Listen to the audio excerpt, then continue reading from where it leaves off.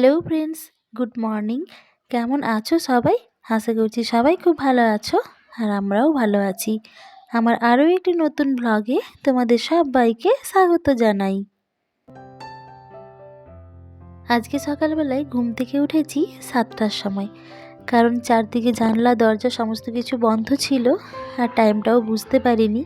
কিন্তু অ্যালার্ম দিয়ে রেখেছিলাম 6টার সময়, আর অ্যালার্মের আওয়াজে ঘুম আজকে ভাঙেইনি।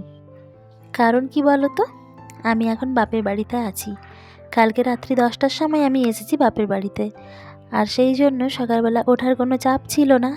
আর উঠেও বা কী কাজ, বাপের বাড়িতে এলে তো সেরকম কোনো কাজ থাকে না, যতটুকুনি আমার মন চাইবে ততটুকুনিই করা। আর এখন বাজছে সকাল 10টা, আর এখন আমি আর আমার ভাইয়ের বউ এই সবজিগুলো কাটতে বসেছি। আজকে সকালবেলায় মা আর ভাইয়ের বউ মিলে রুটি আর আলুর দম ব্রেকফাস্টে বানিয়েছিল, তো খাওয়া দাওয়া সমস্ত কিছুই কমপ্লিট হয়ে গেছে। আর তারপর থেকেই ব্লগটা শুরু করলাম।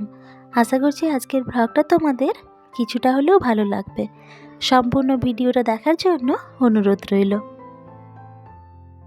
সকালবেলায় তো বাসি ঘর দুয়ারগুলো মা ঝাঁটা দিয়ে দিয়েছিল, আর সবজিগুলো কাটার পর এখন আরেকবার ঝাঁট দিয়ে দিচ্ছি। আর কি বলো তো, এখন তো শীতকাল, সবসময় যেন ধুলো উঠছে, আর যখনই ঝাঁট দিই তখনই এত এত ধুলো ঘর থেকে বের হচ্ছে। আর এই তো এখন আমি ছাদে এলাম জামা কাপড়গুলো মেলার জন্য। কাজের যে মাসি আছে, ওই মাসি জামা কাপড়গুলো কেচে দিয়েছে, আর সেগুলোই এখন মেলে দিতে এলাম। আর ছাদটা তো দেখছো পুরোটাই শেড দেওয়া আছে, তারই মাঝে যতটুকুনি রোদ পাই এই ধারে ধারে জামা কাপড়গুলো মেলে দিচ্ছি। আর রোদের তেজটা এখন এতটাই কম, কখনো একটু মেঘলা মেঘলা হচ্ছে, কখনো হালকা হালকা রোদ দিচ্ছে। আর সারাদিন ধরে মেলা থাকলে মোটামুটি জামা কাপড়গুলো শুকিয়ে যাবে। আর জামা কাপড়গুলো যেদিন একটু দেরি হয়ে যায় মিলতে, সেদিনই জামা কাপড়গুলো আর শুকনো হয় না। আর আজকে বাবা চিংড়ি মাছ কিনে পাঠিয়েছিল, কেননা আমি আর আমার মেয়ে চিংড়ি মাছ খেতে খুব ভালোবাসি। আর চিংড়ি মাছগুলো বাছবো বলে কলপাড়ে নিয়ে এসেছি। আর মাকে জিজ্ঞেস করলাম মাছগুলোর খোসাগুলো রাখবো না তুলে দেবো। তখন মা বলল, তুই সর, আমি বেছে দিচ্ছি, তুই তোর মেয়েকে স্নান করাবি যা। আর তখনই আমি সঙ্গে সঙ্গে উঠে চলে এসেছি। আমার শ্বশুরবাড়িতে আবার চিংড়ি মাছটা সেরকমভাবে কেউ পছন্দ করে না। আমার হাজব্যান্ড থেকে শুরু করে আমার শাশুড়ি, আমার ভাগনা, এরা কেউই চিংড়ি মাছ অতটা পছন্দ করে না বলে শ্বশুরবাড়িতে চিংড়ি মাছটা আনাই হয় না। আর বাপের বাড়িতে যখনই আসি, আমি আর আমার মেয়ে ভালোবাসি বলে প্রত্যেকবারই আমার বাবা মাছটা কিনে পাঠায়। ছেলে মেয়েরা যতই বড় হয়ে যাক না কেন, তাদের পছন্দ অপছন্দের খেয়াল কিন্তু বাবা মায়েরা সব দিনই রাখেন। বাবা মায়ের কাছে সন্তানরা কখনোই বড় হয় না। সেই যেমন ছোট্টবেলায় ছিলাম, বাবা মায়েরা এখনও ঠিক সেই রকমই ভাবে। আর দেখো, এখন আমি এই জামা কাপড়গুলো আর বিছানাটা গুছিয়ে নিচ্ছি, কারণ আমার বাবা মা এই বাড়িতে একাই থাকেন, আর আমার ভাই আর ভাইয়ের বউ থাকে কলকাতায়। আর ওরা এখন এসেছে, 15 দিন এখন এখানেই থাকবে। আবার 15 দিন থাকার পর ওরা আবার কলকাতায় ফিরে যাবে। আর মা ঘর দুয়ারগুলো না অতটা ঠিকঠাক গুছিয়ে রাখতে পারে না, বয়স তো হচ্ছে। আর আমি যখনই বাপের বাড়িতে আসি তখনই সমস্ত কিছু নামিয়ে পেড়ে সমস্ত কিছু গোছগাছ করে দিয়ে যাই। শ্বশুর বাড়ি আর বাপের বাড়ি দুটোর মধ্যে একটাই পার্থক্য, কি বলো তো, সেটা হচ্ছে দায়িত্ব। শ্বশুর বাড়িতে যেমন সমস্ত কাজের একটা দায়িত্ব থাকে, যেই কাজটা আমাকে করতেই হবে, কিন্তু বাপের বাড়িতে সেই দায়িত্বটা থাকে না। যতটুকুনি করি আমার ইচ্ছে মতন বা দেখে শুনেই করি। চারদিক অপরিষ্কার হয়ে থাকবে, নোংরা হয়ে থাকবে, এই জিনিসগুলো আমার একদমই পছন্দ নয়, সেটা শ্বশুর বাড়িই হোক আর বাপের বাড়ি। আর চোখের সামনে যখন দেখি এখানে ওখানে নোংরা হয়ে আছে, অপরিষ্কার হয়ে আছে, তখন আর থাকতে পারি না। তখন মনে হয় কখন যেন ঘরটা একটু পরিষ্কার করতে পারবো। এবারে ভাই আর ভাইয়ের বউ প্রায় 1 মাসের ওপরে হয়ে গেল বাড়ি আসতে পারেনি। আর এতদিন পরে ওরা বাড়ি এসেছে, তাই ঘর দুয়ারগুলো সেভাবে পরিষ্কার পরিচ্ছন্ন করা হয়নি। ঘর দুয়ার রোজ ঝাঁট দিলে আর মুছলেই হয় না, সেগুলো মাঝে মাঝে ডিপ ক্লিন করারও দরকার আছে, কিন্তু সেই জিনিসটাই আর করা হয়ে ওঠেনি।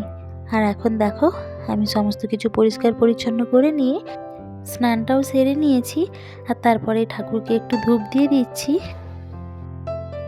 বন্ধুরা, ভিডিওটার এই পর্যায়ে তোমরা যারা আমার সঙ্গে আছো, আজকের ব্লগটা যদি তোমাদের ভালো লেগে থাকে তাহলে প্লিজ একটা লাইক আর কমেন্ট করে দিও।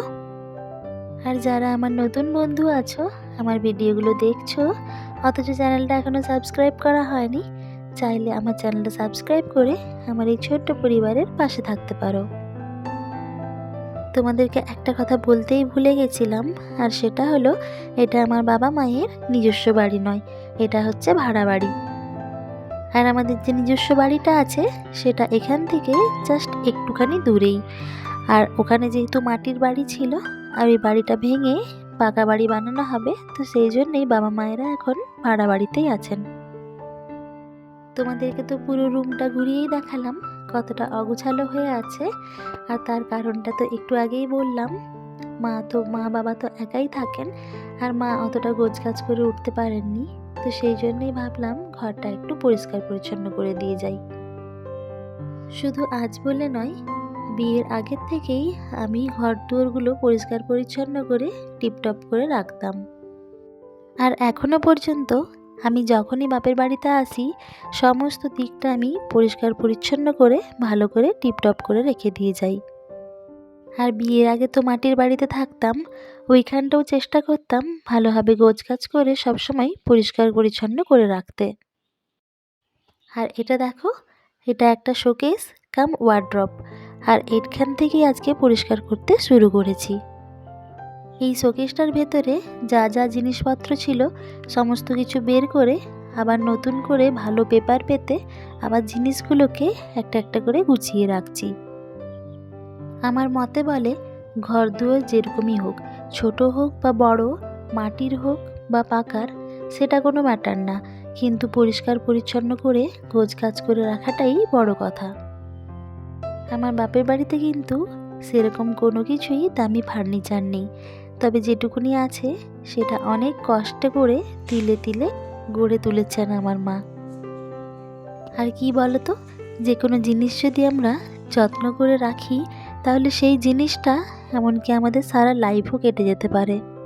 আর এই যে শোকেসটা দেখছো, এটা যখন আমার বিয়ে হয়নি তার আগে আমি আর আমার মা স্কিম করে এই শোকেসটা কিনেছিলাম। বাড়িতে সেরকম কোনো সচ্ছলতা ছিল না, সেই জন্যই স্কিম করে করেই তখনকার দিনে সমস্ত জিনিসগুলো আমাদের বাড়িতে কেনা হয়েছিল। আলমারি আর এই ওয়ার্ড্রোবের মাথায় যে সমস্ত জিনিসপত্রগুলো ছিল সেগুলো নামিয়ে ভালোভাবে পরিষ্কার করে নিয়েছি। আর এগুলো নামিয়ে গোছাতে গোছাতে অনেক কিছু অপ্রয়োজনীয় কাগজপত্র ছিল সেগুলোও সব বাদ দিয়ে দিয়েছি। আবার কতগুলো জিনিস ছিল যেগুলো খুঁজে পাচ্ছিলাম না সেগুলোও খুঁজে পেয়েছি। মাঝে মাঝে জিনিসপত্রগুলো পেড়ে যখন গোছগাছ করা হয় তখন এটাই একটা বেশ সুবিধা হয়।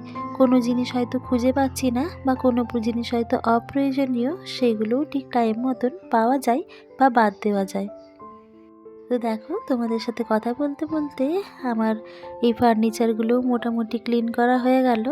আর আলমারি আর শোকেসটা আমি ভালোভাবে কলিন দিয়ে পরিষ্কার করে নিয়েছি।